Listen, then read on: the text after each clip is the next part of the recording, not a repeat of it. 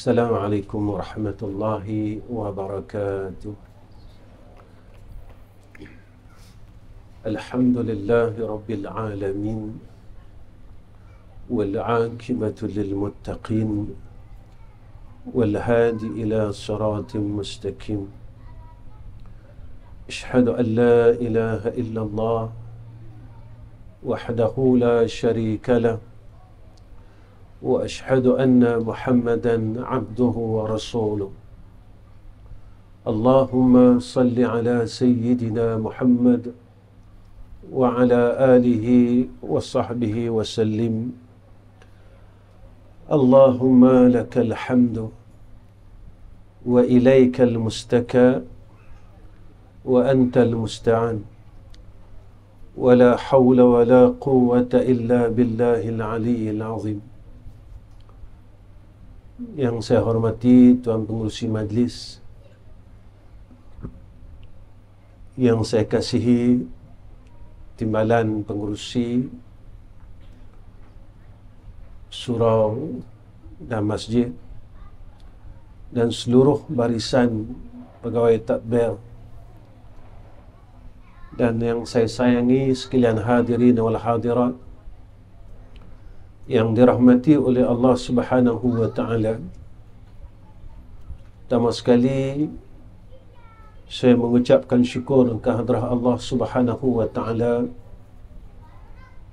dengan ketentuan yang baik saya dapat hadir di tempat tuan-tuan pada malam ini, bukan untuk saya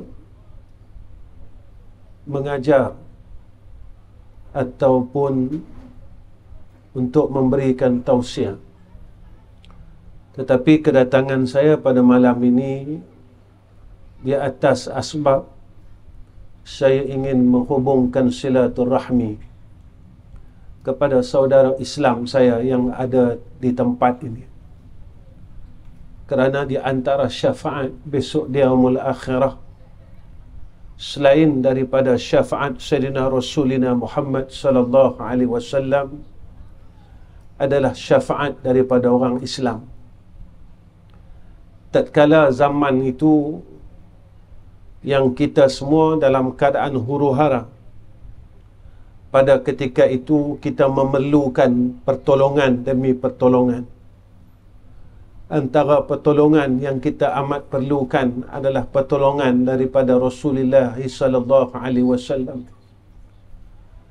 dan juga pertolongan daripada orang Islam yang pernah kita bertemu kerana Allah dan berpisah kerana Allah, sehingga kan Sayyidina Rasulina Muhammad sallallahu alaihi wasallam berpesan kepada kita, antara golongan yang akan mendapat naungan arasy Allah di yaumul akhirah, yauma la zilla illa zilluh, ialah golongan yang bertemu kerana Allah dan berpisah kerana Allah.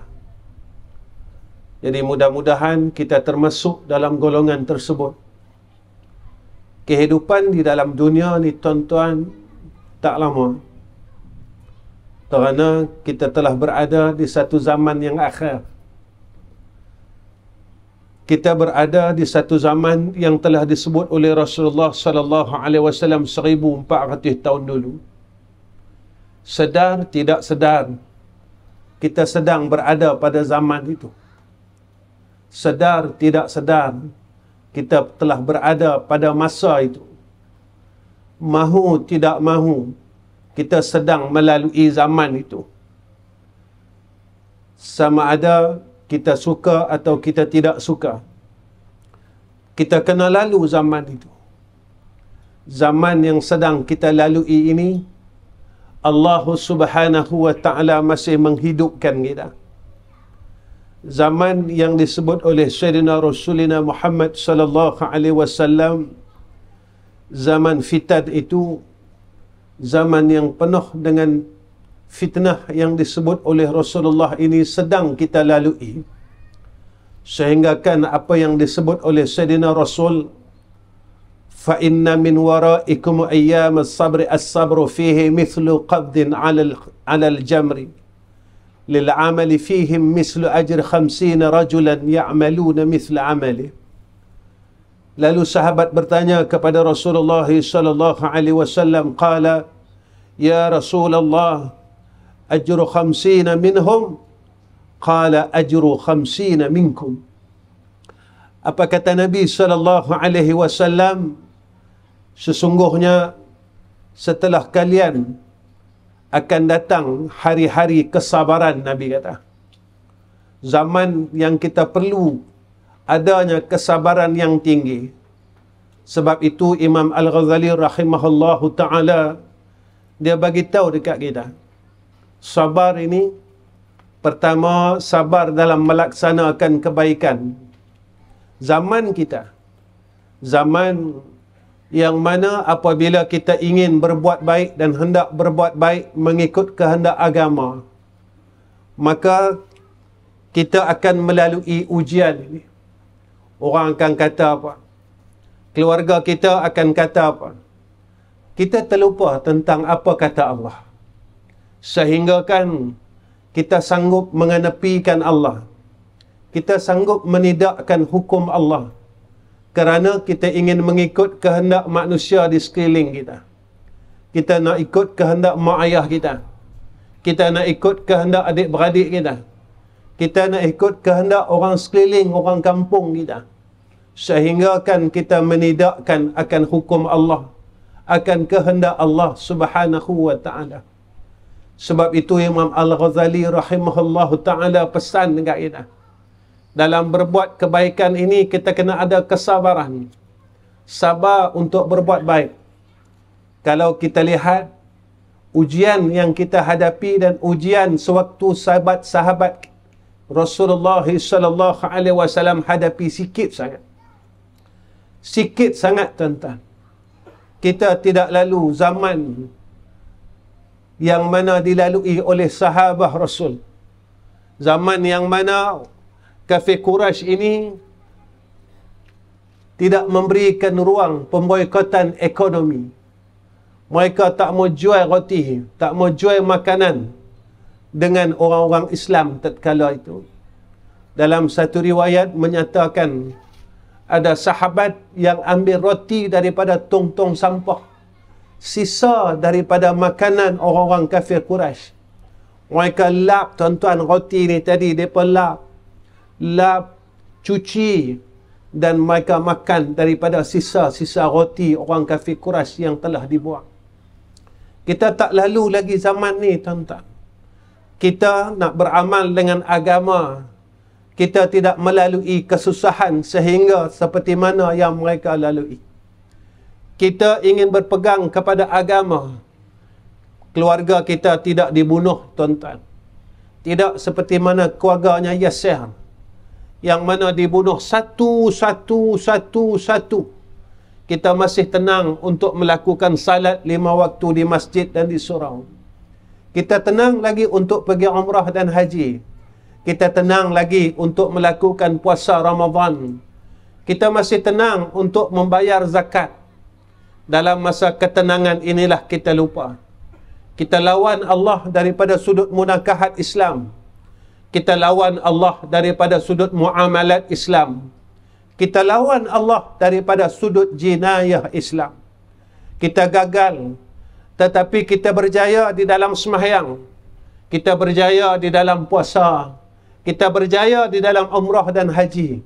Kita berjaya di dalam mengeluarkan zakat, sama ada zakat fitrah, sama ada zakat emas, sama ada zakat harta. Tetapi apabila sampai perintah Allah daripada perintah perkahwinan di dalam Islam, kita gagal, tuan-tuan. Kita sanggup lawan Allah untuk kita memuaskan kehendak nafsu kita. Kita sanggup lawan Allah walaupun Allah dan Rasul tidak membenarkan apa yang kita buat. Kita lawan Allah dalam masa tatkala kita melakukan muamalah, hubungan di antara kita. Kita putuskan silaturrahim. Kita buang kasih sayang di antara adik-beradik kita. kita tinggalkan mak dan ayah kita. Di antara keluarga dan masyarakat di sekeliling mula berpecah belah. Kerana tatkala itulah kasih sayang mula diangkat oleh Allah Subhanahu wa taala. Sehingga kan Rasulullah sallallahu alaihi wasallam pesan dekat kita, "Man la yarham la yurham." Siapa yang tidak ada sifat kasih sayang, kata Nabi sallallahu alaihi wasallam, maka dia tidak berhak mendapat rahmat Allah. Maka tatkala kehidupan kita, rahmat itu diangkat satu-satu. Keluarga kita sudah tidak ada rahmat Allah kerana kita mula hilang kasih sayang. Maka tatkala itulah apa kata Nabi sallallahu alaihi wasallam, tatkala kita perlunya sabar dalam melaksanakan kebaikan, nak tinggalkan kejahatan, tuan-tuan, kita kena sabar. Kita kena sungguh-sungguh tinggal benda jahat. Sampailah kita tak berhenti kata orang lagi. Sampailah kita tak berhenti buka aib orang lagi. Walaupun Nabi larang kita secara keras. Siapa yang dengar aib orang, siapa yang buka aib orang, maka seluruh amalannya dihapuskan oleh Allah Subhanahu wa taala. Saya tanya diri saya, tuan-tuan tanya diri tuan-tuan, bilakah hari terakhir kita dengar keburukan orang lain? Bilakah hari terakhir kita berkata tentang keburukan orang lain? Jika pada minggu lepas kita baru saja dengar keburukan orang lain, bermakna daripada minggu lepas Allah hapuskan seluruh amal saleh kita sehingga akil balik kita. Tuan-tuan, Allah larang kita, Nabi larang kita, tetapi kita gagal sehingga sekarang untuk meninggalkan perkara tersebut. Tuan-tuan, jika kita masih gagal lagi, kita tidak gagal melakukan salat, kita tak gagal melakukan puasa, kita adalah insan yang puasa Isnin Khamis, tuan-tuan. Kita insan yang puasa Rejab, Sya'ban dan Ramadhan. Tetapi dalam masa yang sama, kita gagal meninggalkan ghibah. Kita gagal tinggalkan kata keburukan orang lain, dengar keburukan orang lain. Masa inilah, tuan-tuan, Allah bagi kita kesempatan hidup ini supaya kita berubah. Kita jangan jadi orang gagal, tuan-tuan. Allah pesan dekat kita, wal asri innal insana lafi khusrin. Demi masa, kata Allah, sesungguhnya manusia itu dalam kerugian. Kita takut besok kita balik di hadapan Allah, kita tercengang. Kita tanya dengan Allah, ya Allah, mana amal saleh kami? Mana sedekah wakaf kami? Mana salat kami? Mana ya Allah? Mana ya Allah? Mana ya Allah? Lalu Allah berkata kepada kita, semua amal kebaikan kamu, kamu telah berikan kepada orang yang telah kamu zalimi, orang yang telah kamu aniaya di dalam dunia. Sebab itu, kita rasa kita dah buat baik banyak dah. Tapi rupanya pada sisi Allah, kebaikan kita hilang dan terus hilang. Tuan-tuan, kita lupa akan kejahatan kita. Tetapi Allah tidak pernah lupa akan kejahatan kita. Malaikat kiraman katibin sentiasa mencatat amal kita. Amal yang baik dan amal yang jahat. Kita lupa, tuan-tuan, kejahatan yang pernah kita buat sebelumnya. Tetapi Allah tidak melupai setiap perkara amal kejahatan yang pernah kita buat. Sebab itu kata Rasulullah sallallahu alaihi wasallam, orang yang sabar pada hari itu bagai orang yang menggenggam bara, Nabi kata. Orang yang sabar waktu itu, Nabi kata, macam orang pegang bara api. Orang yang nak amalkan amal saleh ini, orang yang nak laksanakan perintah Allah ini, sakit dia, susah dia, macam dia genggam bara api. Tuan-tuan, kita nak semayang senang. Kita nak puasa senang. Kita nak zakat senang. Kita nak pergi umrah senang. Tuan-tuan, bulan 11, bulan 12 ni berapa puluh ribu, tuan-tuan, orang kita pergi umrah. Tapi tuan-tuan, dalam masa yang sama, Allah kurniakan kepada kita kesenangan. Kita tidak boleh mempunyai sifat syukur yang disebut oleh Allah. Kita masih merungut lagi. Kita masih merungut lagi, tuan-tuan. Tak ada duit, tak cukup duit. Itu semua, tuan-tuan. Tuan-tuan, Allah bagi semua apa yang kita minta.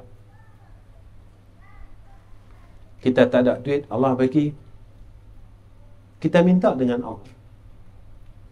Kita tak ada anak, kita minta dengan Allah.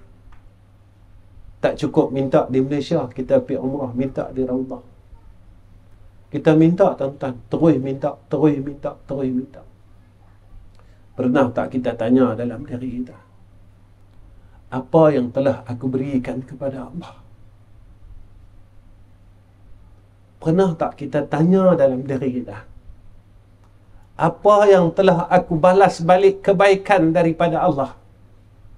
Allah sebut dalam Al-Quran, la in syakartum la azidannakum wa la in kafartum inna azabi lasyadid. Rasulullah pesan dekat kita, besok di yaumul akhirah, kita tidak akan boleh meninggalkan kaki kita daripada padang mahsyar selagi kita tak selesai berapa perkara. Pertama, Allah akan tanya kita, umur yang Allah bagi kat kita, kita buat apa? Tuan-tuan, kita pejam mata, saya pejam mata atau tuan pejam mata? Daripada umur kita akhir balik 15 tahun sehingga sekarang, apa yang telah kita buat tentang umur kita? Mana kebaikan kita yang kita nak tunjukkan di hadapan Allah? Dan apa kejahatan-kejahatan kita yang telah kita buat sehingga sekarang, sehingga kan kita masih tidak mampu untuk berhenti melakukan kejahatan. Kita renung diri kita pejam mata, kita tengok diri kita. Apa amal saleh aku yang boleh aku bentangkan di hadapan Allah sehingga kan aku layak untuk masuk syurga Allah? Ataupun tak ada satu amal saleh kita pun yang buatkan kita layak untuk masuk syurga Allah? Ataupun tidak ada satu rahmat pun atas kita yang menyebabkan kita boleh jejak masuk ke dalam syurga Allah, kerana kita lupa dengan apa yang telah kita buat di dalam dunia ni. Tuan-tuan, suatu saya dipanggil kuliah, tuan-tuan, di satu Felda. Saya habaq dengan orang Felda. Saya kata lazim kalau di Felda ni kita akan dapat subsidi baja. Saya tanya, kita pernah khianat tak subsidi baja? Belah kat ni saya tak tahu, tuan-tuan. Kita kalau 5 beg, kita boleh 10 beg. Orang kampung tak tahu, tuan-tuan. Tetapi Allah tak. Orang keliling tak tahu. Tapi Allah tahu. Kita balas berapa puluh tahun dah. Tuan-tuan, baja itulah yang kita taburkan dalam tanaman kita dan kita besarkan anak-anak kita. Sehingga Nabi pesan dekat kita, perut yang ada hasil daripada makanan yang haram, amal salehnya ditolak oleh Allah Subhanahu wa ta'ala. Tuan-tuan, sampailah saya tanya masjid-masjid, isu pembahagian daging korban tak selesai sampailah.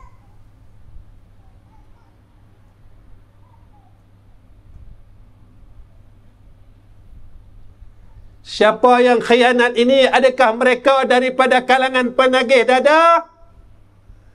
Siapa yang khianat benda ni, adakah mereka di kalangan orang yang di kelab malam? Yang khianat ini adalah orang yang salat di masjid-masjid.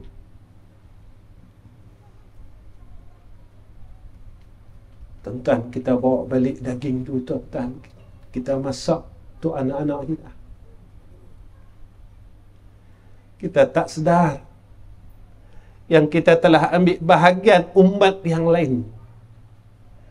Kita telah ambil bahagian orang lain. Tuan-tuan, kita semua tahu besok akhir zaman ada seorang makhluk yang akan keluar, iaitu Dajjal, tuan-tuan. Dajjal ini dia tawar dekat kita makanan. Kalau sebelum dia keluar pun kita tewas, tuan-tuan, macam mana?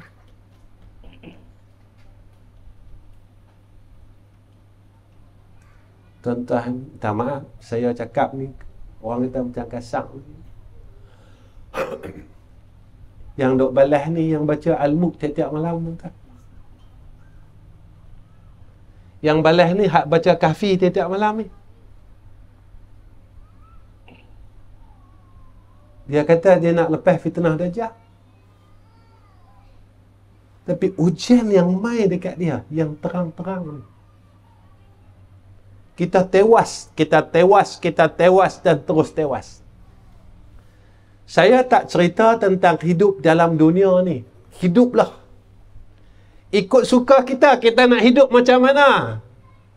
Tetapi kena ingat, Allah pesan dekat kita dalam surah As-Sajdah setiap minggu, fadhuku bima nasitum liqa'a yaumikum hadha. Rasakan, kata Allah, azab ini, yang mana kita telah lupakan akan pertemuan hari ini. Kita kira kita nak hidup saja. Kita kira kita nak makan saja. Tetapi kita lupa setiap apa yang kita makan dan perjalanan hidup kita disaksikan oleh Allah. Apa kata Nabi? Keduanya harta. Allah akan tanya harta kita dari mana kita ambil. Sebab itu Nabi kata, antara fitnah akhir zaman yang akan berlaku, Nabi kata, umat akhir zaman dia dah tak kira dah sumber rezeki itu daripada halal atau haram. Janji boleh dia guna, janji asai jadi duit. Tuan-tuan, saya tak cerita, tak mau sibuk tentang isu ni. Cuma yang saya nak bawa dekat tuan-tuan, betapa lemahnya iman kita. Kita boleh tewas dengan seketul daging. Kita boleh tewas dengan sekampit baju. Kita boleh tewas dengan habuan dunia ini. Tuan-tuan, kalau masa keadaan sekarang ini kita masih tewas lagi, apakah kita layak untuk menerima husnul khatimah daripada Allah? Tuan-tuan, bolehkah kita dapat husnul khatimah? Bolehkah kubur kita terang, tuan-tuan? Bolehkah kita mudah untuk jawab soalan munkar dan nakir? Bolehkah Allah kurniakan kepada kita raudatan min riyadil jannah di dalam kubur? Tuan-tuan, kita maukah? Kita tak maukah? Kita pasti mati.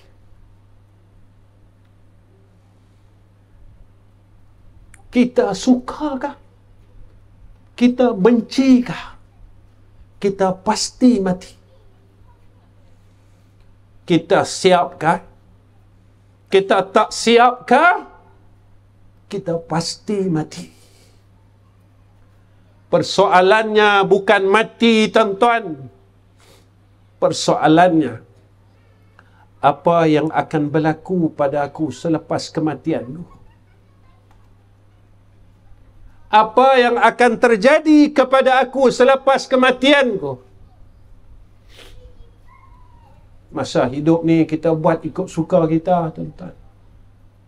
Kita tak pandang pun apa yang Allah suka. Kita tak hirau pun apa yang Allah suka. Kita tak hirau pun apa yang Allah benci. Kita buat ikut suka kita. Maka dalam masa kita hidup ini, boleh kita buat ikut suka kita. Tetapi selepas kematian kita, kita kena ikut apa yang Allah telah aturkan. Boleh ya tuan-tuan? Bila kita dah duduk dalam kubur besok, kita nak ikut suka kita? Tak ada peluang. Sampai di padang mahsyar, kita nak ikut kehendak kita? Tak ada dah tuan-tuan. Allah habaq dengan kita tiap-tiap pagi Jumaat. Allah kata apa? Inna hadainahu sabila imma syakiran wa imma kafura. Tuan-tuan, kita kena syukur dengan Allah sebab kita masih hidup lagi malam ni. Allah masih lagi bagi peluang kat kita hidup. Jangan sia-siakan kehidupan kita. Jangan kita rugikan kehidupan kita dengan amalan yang kita lakukan daripada dulu sehingga sekarang dengan amalan yang sama. Sehingga kan kita sedar tidak sedar kita berada di hujung zaman. Tuan-tuan, kita lalu setahun ni tuan-tuan sat ya. Esok dah 2023. Saya pejam mata, tuan-tuan pejam mata. Tanya dari kita, setahun ni aku dah buat apa? Setahun ni aku dah buat apa? Aku dah buat apa? Katalah besok saya mati, tuan-tuan mati. Hidup tak apa tuan-tuan, kita susah, kita tak ada beras, kita boleh minta dengan jiran sebelah. Besok dalam kubur kita nak minta dengan siapa tuan-tuan? Tuan-tuan, orang yang di alam barzah, setiap hari kita akan tunggu bahagian kita. Setiap hari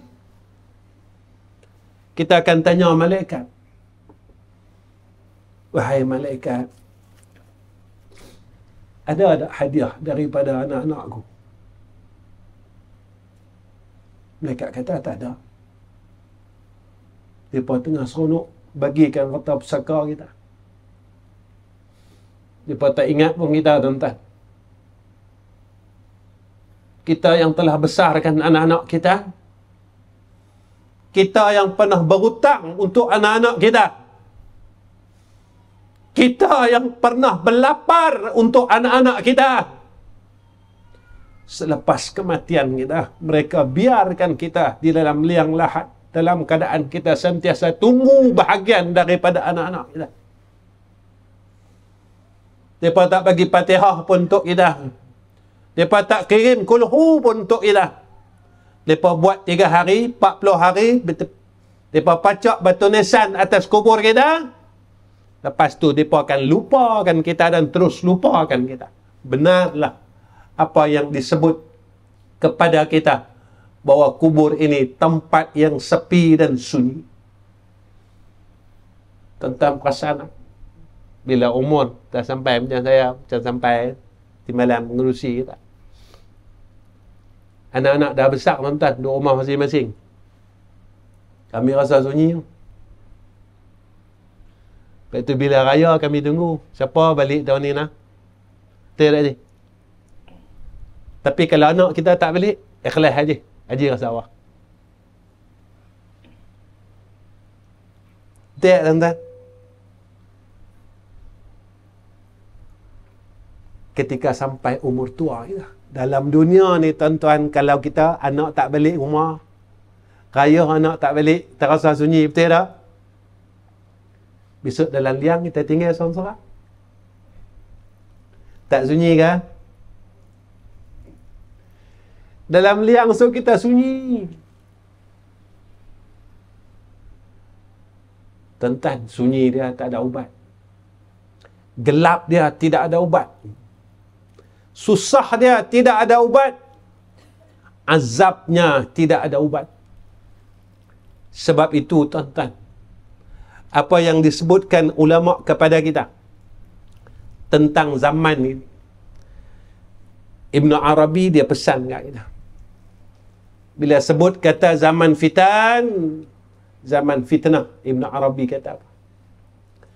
Yang dikatakan fitnah itu, dia kata fitnah itu al-fitnatul ikhtibar wal fitnatul mihnah wal fitnatul mal wal fitnatul awlad wal fitnatul kufr wal fitnatul ikhtilafun nas bil ara'i. Apa kata Ibn Arabi? Apa makna fitnah? Zaman fitnah yang kita duk sebut. Ibn Arabi kata fitnah ni makna dia ujian. Tentang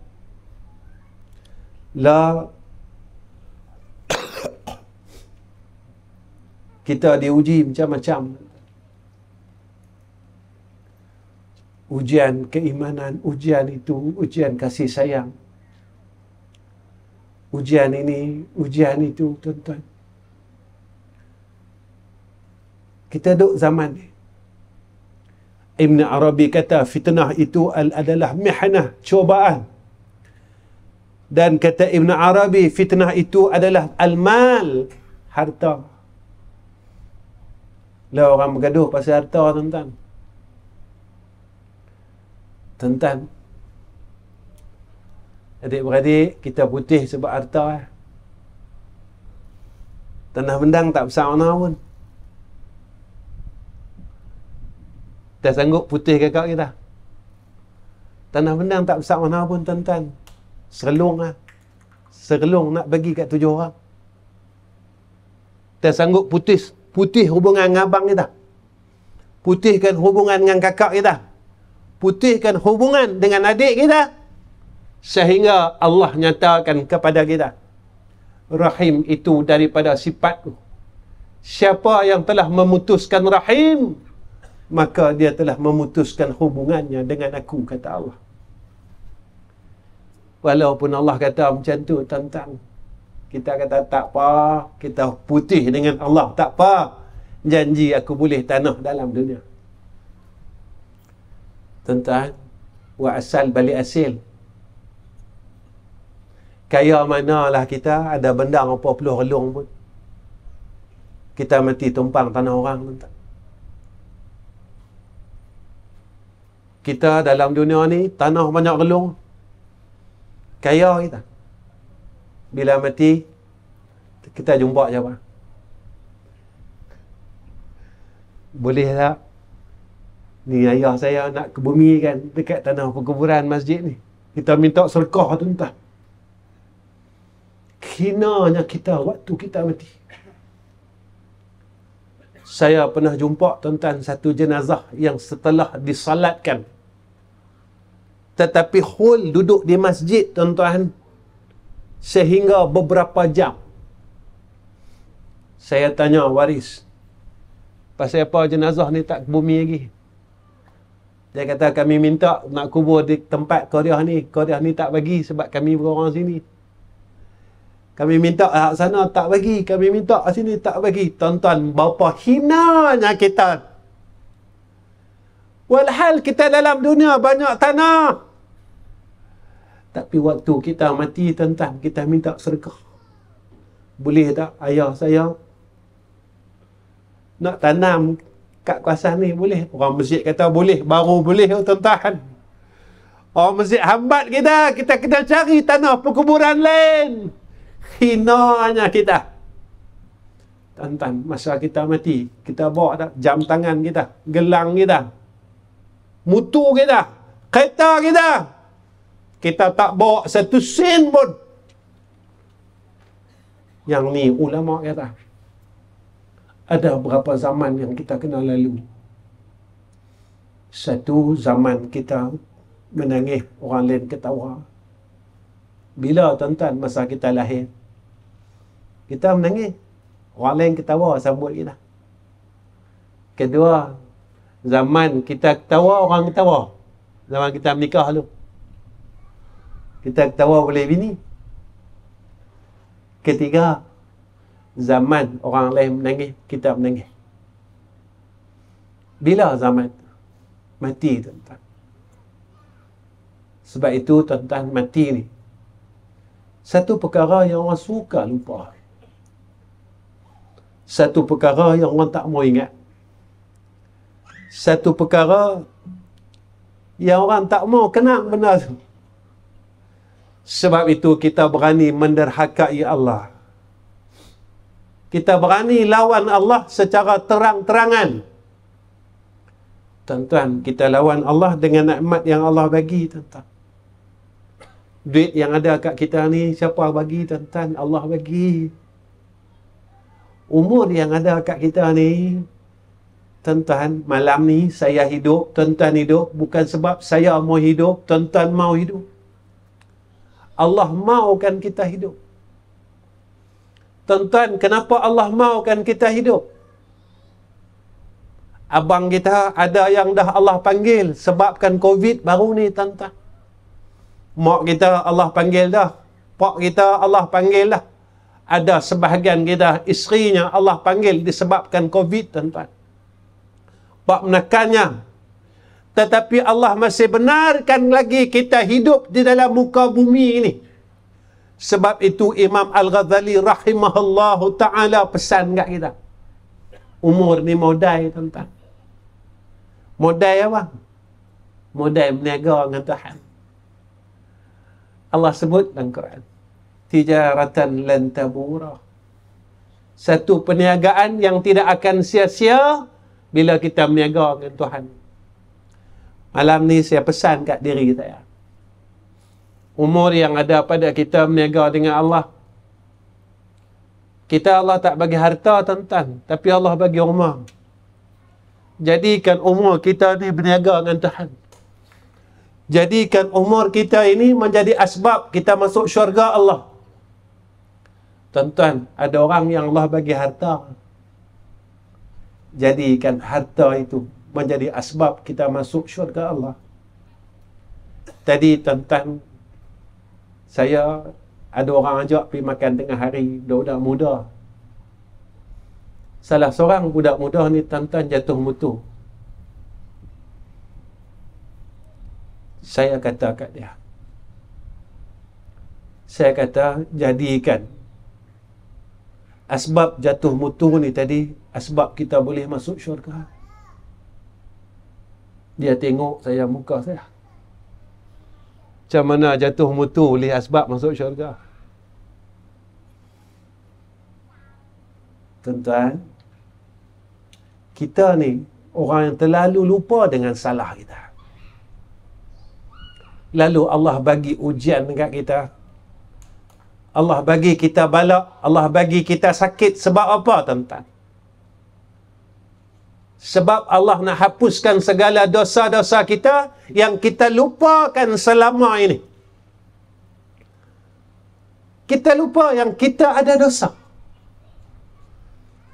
Dan kita tak mau beristighfar kepada Allah Subhanahu wa ta'ala. Tuan-tuan, kita lupakan zaman kecil-kecil kita dulu, sebelum akil balik dulu, kita tinggal semayang. Kita lupa, Allah tak lupa. Iblis dulu, tuan-tuan, sekali saja dia tinggal sujud, Allah hambat daripada syurga. Kita berapa kali, tuan-tuan, dalam hidup kita, kita tinggal sujud dengan Allah. Muslimat lupakan masa zaman muda-muda dulu, kita lupa tutup aurat. 10 tahun, 15 tahun kita tak tutup aurat. Kita menangis sehari ya. Kita taubat sehari ya. Kemudian kita kata Allah dah ampun dosa kita. Tuan-tuan, orang yang takut dengan Allah. Satu hari, tuan-tuan, sahabat bertanya kepada Sayyidatina Aisyah, wahai Sayyidatina Aisyah, siapakah orang yang baik? Siapakah orang saleh? Sayyidatina Aisyah kata, orang yang sentiasa rasa bersalah dengan Allah. Hati dia tak pernah putus rasa bersalah dengan Allah Subhanahu wa ta'ala. Hati dia tak pernah putus rasa bersalah dengan hadrah Allah.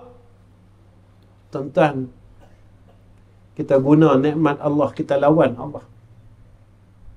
Kita guna nikmat mulut ini, kita lawan Allah dengan melakukan kemaksiatan demi kemaksiatan. Kita gunakan nikmat mata ini, kita lawan Allah dengan kita melihat perkara-perkara yang dilarang oleh Allah. Kita guna telinga kita ini dengan kita mendengar perkara yang dilarang oleh Allah. Tuan-tuan, kita tanya diri kita, hari ini berapa banyak selawat kita kepada Rasul? Kita kata kita nak syafaat Nabi kita Muhammad. Berapa kali kita selawat dengan Rasulullah? Saya bawa tuan-tuan satu kisah. Ada satu orang perempuan, dia mengadu dengan seorang ulama. Dia mengadu tuan-tuan dengan seorang ulama. Dia kata, dia tanya dengan ulama ni, wahai syekh, dia kata, apa salah aku lah, dia kata. Ulama ni macam heran, Ustaz. Dia tanya, tiba-tiba tanya, apa salah saya, dia kata. Ulama ni kata apa? Pasal apa ni? Saya, dia kata, dah sebulan saya tak mimpi Nabi Muhammad sallallahu alaihi wasallam. Dia tanya macam tu. Sebulan dia tak mimpi Nabi, tuan-tuan. Ulama ni tengok dia atas bawah, tanya.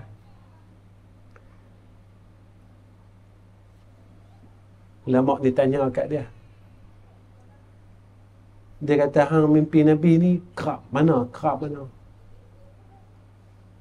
Dia kata, paling lama pun seminggu sekali saya tetap dapat mimpi Nabi. Ulama ni jadi heran, tuan-tuan. Kita hak ustaz ni, tuan-tuan, tak boleh seminggu sekali. Saya umur tuan-tuan 54 dah tahun ni. Kita nak boleh setahun sekali tu, kita rasa tak boleh lagi. Setahun sekali pun tak boleh lagi, tuan-tuan. Apatah lagi seminggu sekali. Ulama ni heran. Dia kata, apa amalan kamu? Berapa banyak selawat yang kamu baca pada Rasulullah setiap hari? Dia kata, tuan-tuan, setiap hari saya tak pernah tinggal selawat sebanyak 15,000 kali. Ulama ni kata, layaklah untuk engkau bermimpi bertemu dengan Rasulullah setiap minggu, dia kata. Saya tanya tuan-tuan, saya tanya diri saya tanya tuan-tuan. Tuan-tuan, tak adakah teringin nak tengok muka Rasulullah?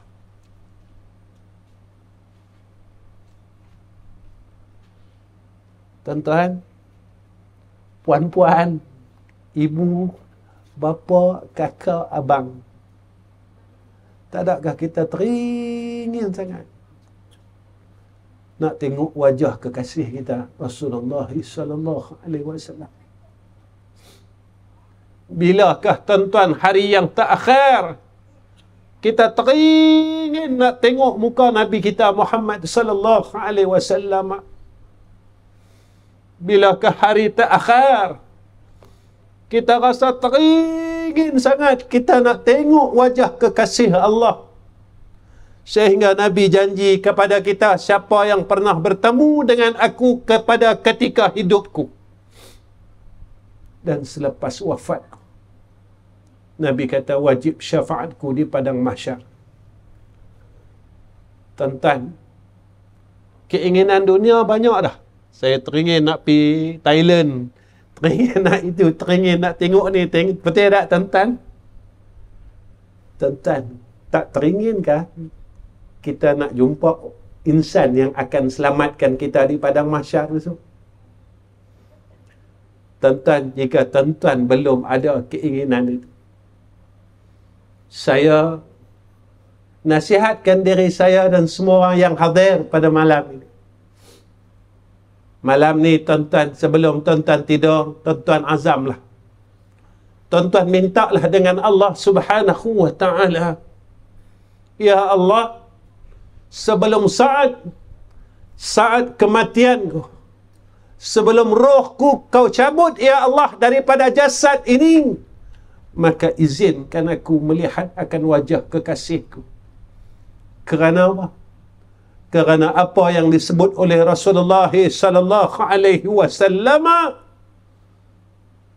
besok orang yang pernah bermimpi bertemu dengan Sayyidina Rasulina Muhammad sallallahu alaihi wasallam, maka wajib akan syafaatnya. Tuan-tuan, kita tak ada pertolongan lain melainkan pertolongan daripada Rasulullah sallallahu alaihi wasallam. Ada satu kisah seorang sahabat.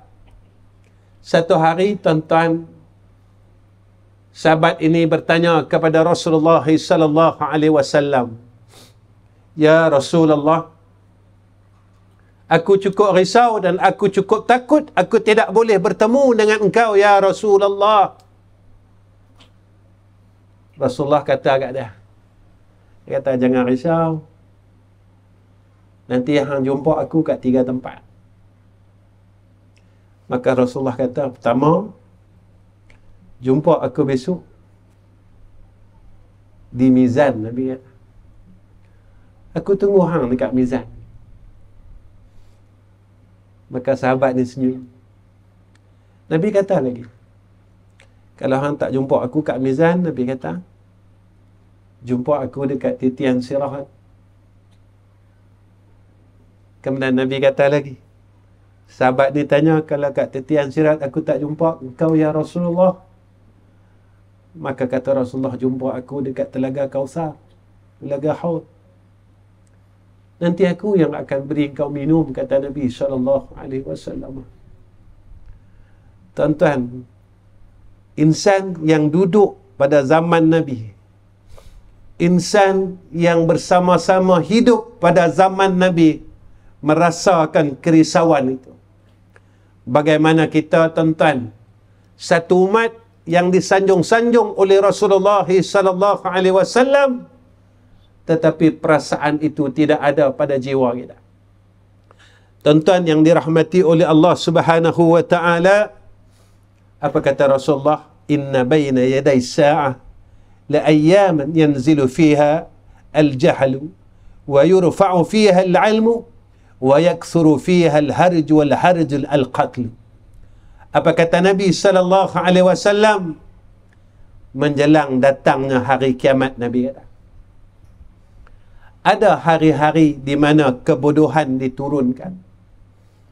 Lah orang semua dah buat, kebanyakan orang buat benda bodoh lah, tuan-tuan. Lah orang buat tak masuk akal. Orang buat kerja lah tak masuk akal, tuan-tuan. Kadang-kadang kita tengok, tuan-tuan, seolah-olah malu ni telah diangkat oleh Allah. Kalau tuan-tuan tengok kat media masa, tuan-tuan, orang cerita aib di media masa. Aib suami dia, aib isteri dia, aib keluarga dia, aib mak ayah dia. Tuan-tuan, Allah tutup aib kita. Tetapi kita buka aib kita sendiri. Kita buat jahat pada waktu siang, Allah tutup pada waktu malam. Kita buat jahat pada waktu malam, Allah tutup pada waktu siang. Tetapi kita buka aib-aib kita di media masa, tuan-tuan. Kita buka dan terus buka. Tuan-tuan, zaman ini, tuan-tuan, ramai orang mesej saya. Antara dia, tuan-tuan, sihir. Sihir, tuan-tuan. Ustaz, saya kena sihir pemisah. Ustaz, saya kena sihir itu, sihir ini. Tuan-tuan, kalau dulu-dulu orang nak sihir kita, dia kena ambil baju kita ke ampayan tu. Dia, tuan-tuan, nak boleh gambar kita susah. Sekarang boleh gambar kita senang tak, tuan-tuan? Di mana mereka nak cari gambar kita? Cari kat Facebook. Orang nak santau kita ke? Orang nak sihir kita ke? Orang ambil gambar kita di Facebook. Orang tak gaduh ambil baju dah, tuan-tuan. Orang tak gaduh ambil rambut dah. Orang pergi Facebook kita, semua yang kita buat, kita bagi tahu kat satu dunia. Kita bagi tahu isteri kita, kita bagi tahu cucu kita, kita bagi tahu anak perempuan kita, kita bagi tahu kita buat apalah. Kita pergi mana, kita bagi tahu kat semua orang. Tuan-tuan, ini yang berlaku. Itu Nabi kata, berhati-hati dengan penyakit ain ini. Nabi sebut dah, tuan-tuan. Tapi kita leka, tuan-tuan. Sebab itu apa yang dibuat, teknologi yang dibuat oleh orang Yahudi dan Nasara, kita menjadikan satu manfaat, senjata untuk kita kembangkan Islam. Jangan jadikan satu senjata kita membunuh orang Islam itu sendiri. Jaga-jaga, tuan-tuan. Saya nasihatkan, kalau boleh, gambar-gambar isteri kita, anak perempuan kita, cucu-cucu kita, janganlah bubuh di media massa, tuan-tuan. Janganlah, tuan-tuan. Cukuplah. Kita bahagia bersama dengan keluarga kita. Cukuplah, kita tak payah beritahu ke orang, tuan-tuan. Zaman amalan itu senang dihapuskan oleh Allah. Jalan cukup senang. Kita pergi mana pun kita cerita ke orang. Kita pergi umrah, cerita ke orang. Kita lepas tawaf, cerita ke orang. Tuan-tuan, riak ni apa dia? Tapi kita pandai kali. Kita pandai kali kan? Kita ada mulut tu tak?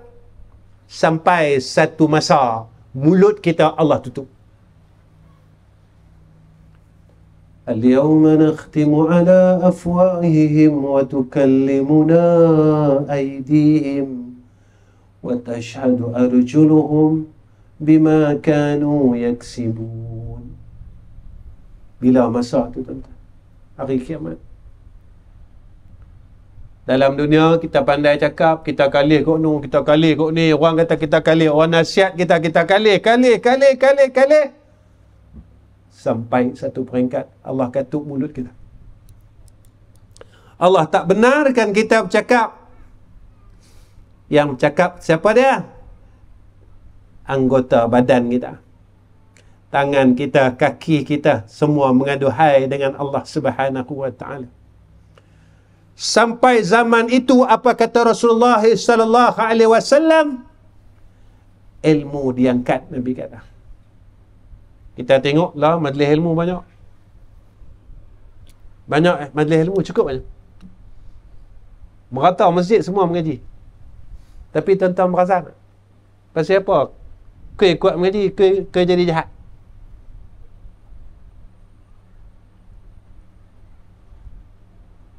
Kita pelik.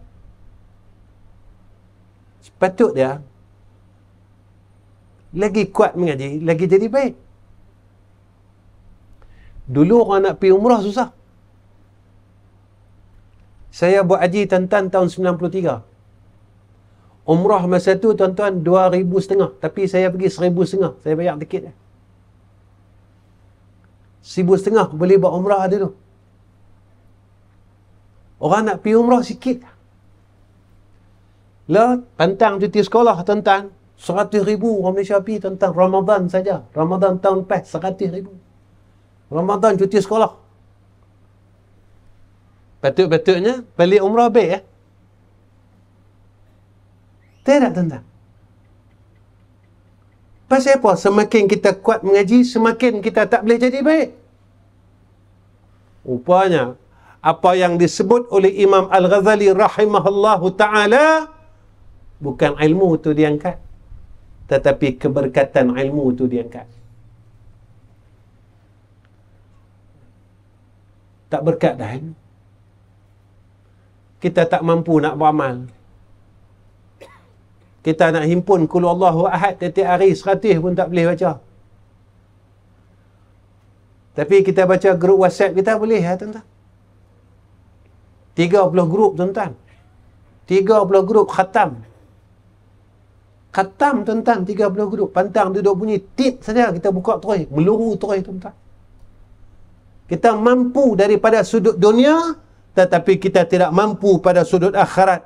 Benar apa kata Nabi kita Muhammad sallallahu alaihi wasallam, sampai satu zaman Nabi kata, umat aku ni tadi umur dia pendek, badan dia lemah. Nabi kata jadi ya tuan-tuan. Lah kita tengok orang semua mati muda. 40 mati dah. Tak ada bencin dah tuan-tuan mati. Tak ada rasa duit KWSP ya tuan-tuan. Mati di luar. Qalu inna lillahi wa inna ilaihi raji'un. Nabi kata benar. Dan Nabi kata umat aku badan dia lemah. Bukan lemah daripada sudut keduniaan, tapi lemah daripada sudut akhirat. Tuan-tuan perasan tak? Hari Jumaat kita dulu 12.30 masjid penuh. Lah tak ada orang tuan-tuan. Perubahan ini berlaku dan kita lihat dengan mata kepala kita sendiri. Tuan-tuan, dulu kita pergi masuk masjid pada hari Jumaat, kita akan nampak belah sana orang baca Quran, kod ni orang semayang sunat, belah nun orang buat ni, belah nun orang buat. Lah tak ada tuan-tuan. Belah nun kita tengok orang main telefon, belah nun orang pegang telefon, belah ni orang pegang telefon, belah ni orang pegang telefon. Tuan-tuan, kita dah jarang tengok orang pegang Quran.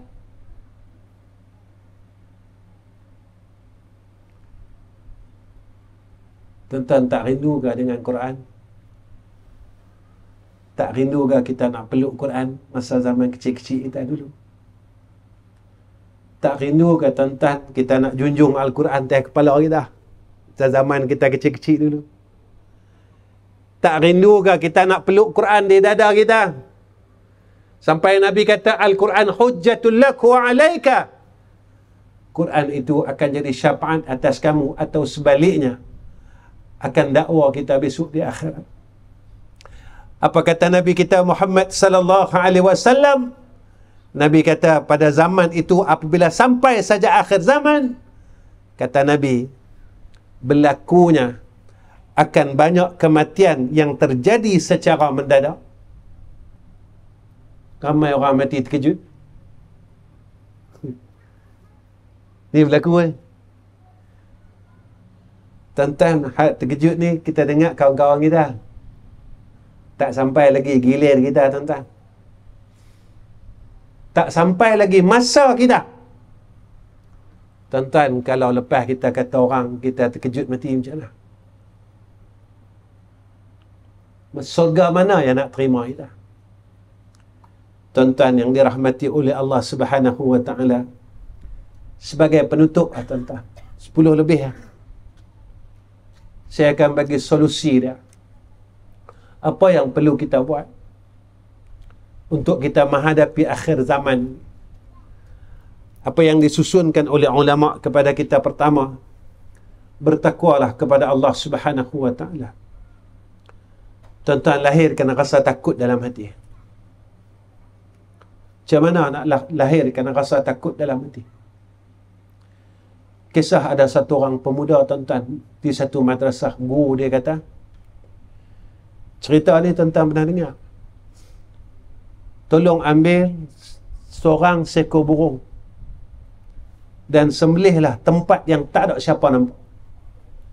Jadi semua murid-murid ni tuan-tuan pergi sembelih. Ada masuk lautan lah, ada masuk dalam pondok lah. Seorang ni tuan-tuan, seorang muda ni tadi, dia pergi dengan burung yang hidup, balik dengan burung yang hidup. Maka pada ketika tu Tok Guru tanya, dah sembelih belum? Semua kata, dah sembelih. Dah seorang dia angkat tangan, saya tak sembelih lagi tuan. Kawan-kawan dia kata, ingkar dengan kata Tok Guru. Maka Tok Guru dia kata, pasal apa hang ingkar? Pasal apa hang tak sembelih burung merpati yang hang bawa ni? Dia kata, Tok Guru suruh saya sembelih tempat yang tak ada siapa nampak. Tapi saya pergi mana, ada je yang tengok saya. Saya masuk hutan, ada yang tengok saya. Saya pi dalam pondok, ada yang tengok saya. Tok Guru tanya, siapa? Allah. Tuan-tuan, inilah orang yang takut dengan Allah. Ketika dia nak berkata sesuatu yang dimarahi oleh Allah, dia kata Allah sedang dengar apa yang aku sedang katakan. Ketika ia ingin berbuat perkara yang dilarang oleh Allah, dia akan kata Allah sedang melihat apa yang sedang aku lakukan. Ketika ia sedang berniat untuk melakukan kejahatan, dia akan berkata Allah sentiasa mengetahui apa yang di dalam hatiku. Ini orang takut, tuan-tuan. Solusi yang pertama, kita didik dan terbiah diri kita jadi orang yang takut kepada Allah. Kedua, istiqamah dalam agama. Tuan-tuan, Allah tak minta kat kita banyak. Allah minta kita jadi orang baik ya. Kalau jadi suami, jadilah suami yang baik. Jadi isteri, jadilah isteri yang baik. Jangan kita lawan suami kita lah. Cukuplah. Kalau jadi suami, tolonglah didik isteri kita ke jalan Allah. Jadi ayah, jadilah ayah yang baik. Jadi ibu, jadilah ibu yang baik. Jangan kita berselisih pada perkara yang tidak diradai oleh Allah. Benda tu Allah tak bagi, kita duduk bersisih. Tuan-tuan, ya, istiqamah. Ketiga, kita tuntutlah ilmu dan beramal dengannya. Jangan mengaji saya, tuan-tuan. Penat kita, tuan-tuan, penat. Saya habaq dengan anak saya. Saya kata aku ni cari duit penat. Aku tak mau cari duit dah. Saya habaq dengan anak saya. Daripada saya mula, hang lahir sampailah aku cari duit. Saya tak mau cari duit dah. Lepas tu saya pergi merata kuliah, tuan-tuan, dalam setahun dua. Saya mengajak, tuan-tuan, dari tahun 1989. Saya mula mengajar ni 1989. Itu saya berhenti Ustaz. Saya pergi buat haji. Sambung balik mengajar. Dalam beberapa tahun ni, tuan-tuan, saya pergi mana-mana. Saya tak terima mana-mana sagu hati masjid surau. Saya pergi surau masjid, jangan kecil hati dengan saya pula. Nah, saya tak terima. Kita penat lah. Penat benda. Penat, tuan-tuan. Kita bergaduh pasal duit. Kita penat dengan duit. Kita duk cari. Pasal apa tak cukup? Kita cari sampai 40 tahun, tak cukup. Kita dah buat kerjasama. Galikan buih. Salah aku tak mana? Allah sebut kat kita dalam Quran. Kita terlupa pandang, kita terlepas pandang. Mana, tuan-tuan? Allah kata, "Wa man yattaqillaha yaj'al lahu makhraja wa yarzuqhu min haitsu la yahtasib." Rupanya, tuan-tuan, kita terlupa sifat takwa ni, yang menjadikan kita ni penat dengan dunia ni. Tuan-tuan, kita kena ikut apa yang Allah aturkan kepada kita. Kita tak penat, tuan-tuan. Saya suka kongsi, tuan-tuan, sikit je. Tuan-tuan tahu, saya ada buat madrasah. Saya ada 3 madrasah, tuan-tuan. Orang main madrasah, orang akan tanya saya, "Ustaz, macam mana Ustaz manage madrasah Ustaz?" Saya madrasah saya, tuan-tuan, 24 tahun lah. Almarhum orang tua saya, tuan-tuan kenal, almarhum Ustaz Ghazali bin Hasbullah. Zaman dia dulu tahun 80-an masyhur dengan kaset ubat hati. Itu orang tua saya. Saya anak nombor 3. Sekolah almarhum saya 40 tahun. Sekarang saya tengah buat satu sekolah lagi di Terengganu. Saya baru terima tanah wakaf itu lebih kurang dalam 9 bulan ke 10 bulan. Lah tengah duk buat masjid. Hampir 80% masjid tu dah siap. Orang tanya saya, macam mana Ustaz buat? Sekolah saya, tuan-tuan, saya tak ambil yuran. Makan, minum pun semua tak ambil. Nak bagi-bagi, tak bagi sudah. Sampai ke sudah, tak bagi. Saya tak buat Saya buat sekolah tuan-tuan, buat masjid, buat apa. Saya tak buat wakaf, lot wakaf. Siapa nak bagi-bagi ya? Tak mau bagi, tak apa. Alhamdulillah tuan-tuan, sekolah kami boleh tahan 40 tahun. Saya baru je habis buat camp cuti sekolah. Tak ramai tuan-tuan. Tengah 200. Tengah 300. 280, tak silap. 1 sen saya tak ambil tuan-tuan. Seminggu saya buat cuti sekolah. Makan sehari kat 1,000. Alhamdulillah. Selesai. Kami buat ni tadi tuan-tuan. Selesai. Saya dah buat 14 tahun. 14 tahun kami buat camp cuti sekolah. 1 sen saya tak minta. Pasal apa ustaz buat macam tu? Tuan-tuan, saya tanya tuan-tuan, apa benda dalam dunia ni tak kena duit? Semua kena duit. Kita hantar anak kita mengaji Quran, Ustaz, kena bayar. Tak bayar, dia buang anak kita. Zaman saya mengaji dulu, kita tak minta. Habis-habis khatam, kita buat ayam jantan sekok. Ustaz, yang ni dah kepada mak saya, ayam jantan sekok. Mula kaban, dia kata. Yang ni. La tuan-tuan, tak ada duit, kita tak boleh ada ilmu. Tak ada duit, kita tak boleh ada Quran. Tak ada duit, kita tak tahu tentang agama. Saya minta maaf tuan-tuan, takut cakap saya salah. Takut cakap saya salah tuan-tuan. Yang saya tahu macam tu. Kalau tak ada duit, kita ajaklah anak kita Quran di rumah. Baik. Kunci dia mana? Takwa kepada Allah. Usaha jadi orang takut dengan Tuhan. Beramal dengan ilmu yang kita ada. Jangan kita tahu saja tuan-tuan, ayat 1,000 dinar, ayat 1,000 dinar. Baca 3 kali sehari. Lepas semayang, baca 7 hari. Orang meniaga letak tuan-tuan di depan muka kedai. Tapi dia tak beramal pun dengan apa yang Allah kata. Siapa yang nak Allah lepaskan segala masalah dia, kata Allah, wa may yattaqillah yaj'al lahu makhraja wa yarzuqhu min haitsu la yahtasib. Allah bagi dia rezeki yang dia pun tak sangka-sangka. Kelima. Keempat, usaha bersihkan diri kita. Tuan-tuan, kita belajar bersihkan diri. Kita belajarlah tuan-tuan bersihkan hati kita. Kalau kita dulu tak boleh tinggal mengumpat lagi, tinggallah. Kalau kita tak boleh tinggal berkelahi lagi, tinggallah tuan-tuan. Kalau kita tak boleh tinggal lagi hasad dengki dengan orang, tinggallah. Kalau kita tak boleh tinggal lagi maki orang, tinggallah tuan-tuan. Saya pergi satu masjid, saya tanya, maki ni dosa ke pahala? Kita bawa kereta tuan-tuan, tiba orang lalu depan kita, kita maki dah. Betul tak tuan-tuan? Hak tu dosa ke pahala? Berapa orang dalam hidup kita yang kita pernah maki dia? Berapa orang yang telah kita minta maaf? Ini bukan cerita dalam dunia tuan-tuan. Cerita dah besok di akhirat. Mereka yang pernah kita maki ni tadi, mereka akan tuntut dengan Allah. Ya Allah, aku mau balik.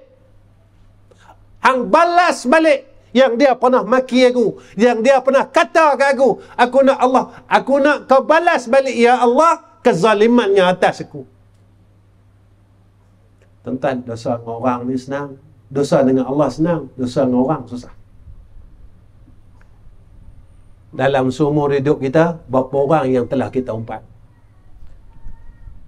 Dan berapa orang yang telah kita maaf depan-depan? Tuan-tuan, kalau kita tak minta maaf, semayang kita, puasa kita, haji kita, sedekah kita, semua Allah bagi kat dia. Tu kalau seorang, kalau 1,000 orang, tuan-tuan. Kita nak duduk mana?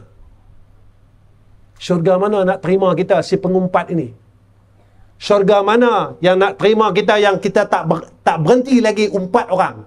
Syurga mana yang nak terima kita si penghasad ini? Syurga mana yang nak terima kita yang suka berkelahi ni? Syurga mana yang nak terima kita yang putuskan silaturahim ni? Tuan-tuan, kalau kita tak boleh buat baik, kita kurangkan buat jahat. Sekurang-kurangnya. Tuan-tuan, saya rasa cukup setakat ini pertemuan saya dengan tuan-tuan. Lebih dahulu saya minta maaf dengan semua ahli qaryah ini. Sebab mungkin apa yang tuan-tuan nak daripada saya, tuan-tuan expect saya terlalu besar. Sebab saya bukan orang pandai. Saya sebenarnya bukan untuk guru pun, tuan-tuan. Ngaji tak tahu mana pun. Duk bodoh sampai lawan. Duk bodoh lagi. Memang saya bodoh, tuan-tuan. Saya bukan nak mohon, tak mohon. Memang saya bodoh. Bodoh sampai lah. Pasal apa? Sampailah saya tak berjaya lagi tinggal kejahatan. Sampailah lagi saya tak boleh tinggalkan saya benci orang lain yang pernah saya benci. Nabi ajar kita. Nabi ajar kita suruh sayang semua orang. Tapi saya tak boleh buat lagi. Punya bodohnya saya. Tuan-tuan, kalau umur saya 54 tahun, maknanya Allah bagi saya peluang selama 54 tahun untuk baiki diri saya. Tuan-tuan, 54 tahun ni tak cukup lah kita nak baiki diri kita. Tuan-tuan, 60 tahun ni kita tak cukupkah masa yang Allah bagi untuk kita perbaiki diri kita? Tuan-tuan, 70 tahun Allah bagi kepada kita, tak cukupkah untuk kita perbaiki diri kita? Kita nak cakap apa dengan Allah besok tatkala kita jumpa dengan Allah? Allah kata dekat kita, 70 tahun aku bagi kat hang. Tak cukupkah nak tinggalkan maksiat? Tak cukupkah nak buat amal soleh? Tak cukupkah masa tu 70 tahun, tuan-tuan? Kalaulah saya mati dalam waktu yang terdekat ini, saya nak cakap apa dengan Allah? Alangkah bodohnya saya. Alangkah bodohnya saya. 54 tahun yang Allah berikan kepada saya sia-siakan untuk saya layak masuk syurga Allah. Yang kadang-kadang, tuan-tuan, bila kita tengok diri kita, kita rasa kita malu dengan Allah. Allah bagi nasi, ambil. Allah bagi duit, kita ambil. Allah bagi kita semua, kita ambil. Tak cukup, kita minta lagi. Minta tambah. Minta tambah. Tapi kita tak mampu jadi orang baik. Jadi tuan-tuan, akhir daripada kalam saya minta maaf dengan semua orang. Dan saya minta ampun atas kesalahan saya pada semua orang yang pernah kenal saya. Dan saya minta maaf pada seluruh orang yang pernah mengenali saya, segala salah silap saya. Dan saya minta tuan-tuan tolong doakan saya, isteri saya dan anak-anak cucu saya supaya kami jadi orang saleh, kami dapat jadi orang baik. Dan Allah bagi kami mati dalam keadaan yang baik. Yang kedua, saya minta tuan-tuan tolong doakan madrasah kami. Dan mudah-mudahan apa yang saya buat selama ini Allah terima amal saleh saya. Saya selalu cakap di dalam kuliah, tuan-tuan mungkin lihat jubah putih saya dan serban putih saya. Dan kita masing-masing ada latar belakang yang berbeza. Saya ada latar belakang saya. Dan tuan-tuan ada latar belakang tuan-tuan. Dan latar belakang kita ini tidak pernah dilupakan oleh Allah Subhanahu wa ta'ala. Sentiasa di dalam catatan Allah. Cuma yang kita harapkan, catatan yang pada ada suratan amalan kita yang tidak baik itu dihapuskan oleh Allah sebelum kita menghadap ke hadirat Allah. Kita harap kita diterima sebagai hamba yang baik tatkala kita nyawa kita dicabut oleh malaikat maut. Kurang-kurangnya kita dapatlah sebut Allah. Saya yang tu yang tuan-tuan hajat saya. Saya minta tuan-tuan tolong doa lah. Mudah-mudahan Allah kurniakan kepada saya, isteri saya, anak-anak saya husnul khawatimah. InsyaAllah tuan-tuan lah. Boleh lah. Baik tuan-tuan. Saya rasa cukup setakat ini pertemuan saya. Dan saya akhirkan kalam. Assalamualaikum warahmatullahi wabarakatuh.